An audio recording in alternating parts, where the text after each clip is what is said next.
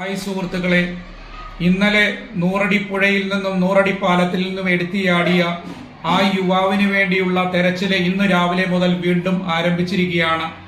എല്ലാവരും രക്ഷാപ്രവർത്തനത്തിൽ, അതായത് ഈ തെരച്ചിലിനായിട്ട് പോലീസും ഫയർഫോഴ്സും മുങ്ങൽ വിദഗ്ധന്മാരും അങ്ങനെ എല്ലാവരും കൂടി നാട്ടുകാരും എല്ലാം ഒത്തൊരുമിച്ചുകൊണ്ട് എല്ലാവരും ഒരുമയോടെ ഈ പറഞ്ഞ ആ ബോഡിക്കായി കാത്ത് നിൽക്കുകയാണ്. എവിടെയെങ്കിലും ആ ബോഡി കിട്ടുമെന്നുള്ള പ്രതീക്ഷയിൽ വളരെ തെരച്ചില് ഊർജിതമാക്കിയിരിക്കുകയാണ്.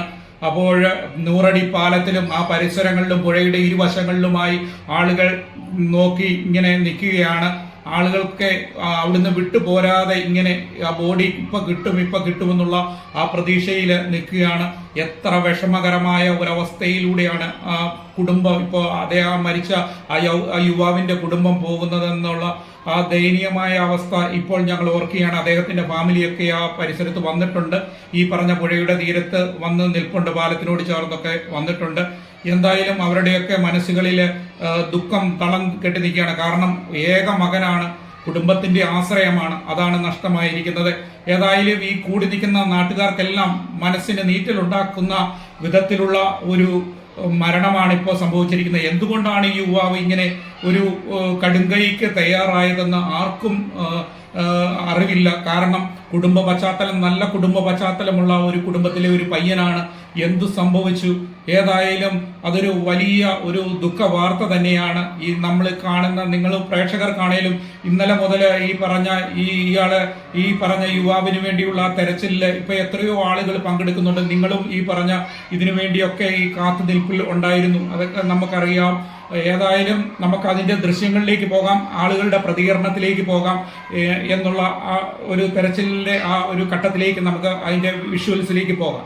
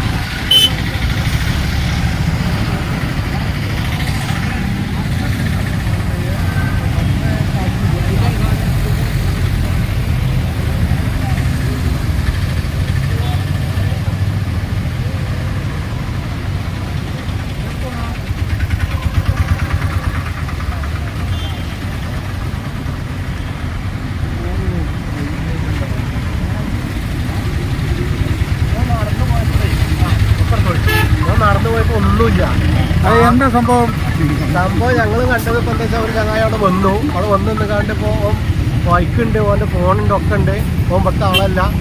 ഓൻ പിന്നെ ഇവിടെ മുസ്ലിംകാടിയിലെ ആളാന്ന് RC നോക്കിയപ്പോ ചാടിക്കണം. ഓന് സുഖമില്ലാത്ത ആളാന്ന് പറഞ്ഞു വീട്ടിൽ വിളിച്ചപ്പോ. അങ്ങനെയാണ് ഇപ്പോൾ ആൾ ഓന്റെ കാറിനെ കണ്ടതാണ് സംഭവം. അങ്ങനെയാണ് പറഞ്ഞത്. പക്ഷെ ആളിനെ പറ്റി യാതൊരു അറിവില്ല, എന്താണെന്നും അറിയില്ല.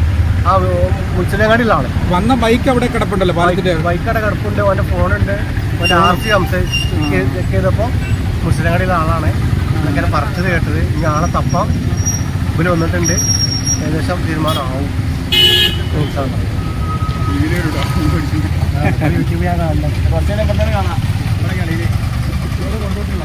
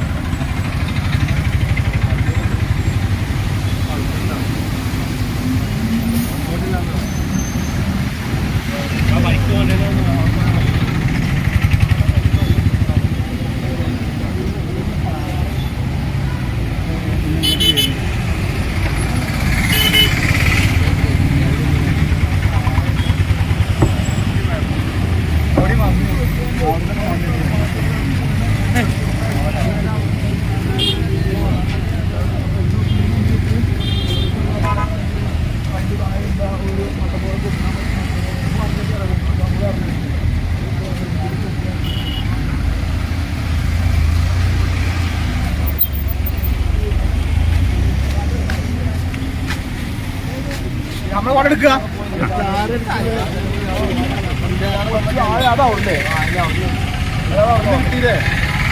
എന്ത് കഴിച്ചിട്ടുണ്ട് എന്ത് നിങ്ങൾ എടുക്കണില്ല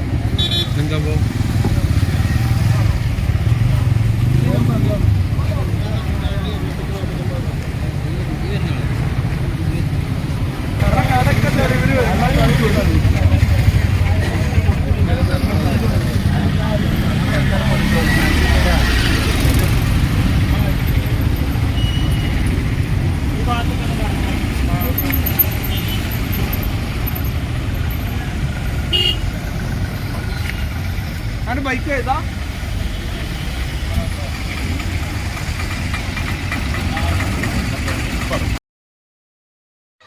പ്രിയമുള്ള സുഹൃത്തുക്കളെ, ഇപ്പോൾ സമയം ഏതാണ്ട് 1:30 കഴിഞ്ഞിരിക്കുന്നു. 2 മണിയോട് അടുക്കാറായിരിക്കുന്നു. നമ്മളുടെ ആ യുവാവിന്റെ ബോഡി ഇപ്പോൾ കിട്ടിയിരിക്കുകയാണ്.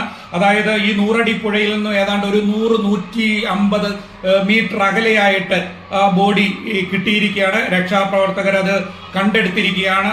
ഏതായാലും അത് എന്താണ് നമ്മളെ ദുഃഖം ആ പരിസരത്തേക്ക് ഏതായാലും ആളുകളെ ഒന്നും അടുപ്പിക്കുന്നില്ല. കാരണം എന്നാന്ന് ചോദിച്ചാൽ ഇങ്ങനെ ഒരു മരണമാണ്. പിന്നെ അതുപോലെ ഈ ആളുകൾ തടിച്ചു കൂടുന്ന അതൊക്കെ ഒഴിവാക്കാനായിട്ട് കുറേയൊക്കെ പോലീസും മറ്റു കാര്യങ്ങളും ഒക്കെ ശ്രമിക്കുന്നുണ്ട്. എങ്കിലും ആളുകളെ ഈ ബോഡി ഒന്ന് കാണണമെന്നുള്ള ഇതിൽ ആകാംക്ഷയോടെ തിക്കിത്തിരക്കി ചെല്ലുകയാണ്. അപ്പോൾ അതിന്റെ ഏതായാലും ഈ വാർത്ത ഇപ്പം പറയാനായിട്ട് കാരണം ഈ 1:30 ആയപ്പോൾ നമുക്ക് ഈ ബോഡി ഇപ്പോൾ ഇവിടെ നിന്ന് കിട്ടിയിട്ടുണ്ട്. ഈ 100-150 മീറ്റർ പാലത്തിൽ നിന്നും മാറി താഴേക്ക് ഒരു കടവിലേക്ക്, അപ്പുറം ഒരു കടവുണ്ട്, ആ കടവിൽ കിട്ടിയിരിക്കുകയാണ്.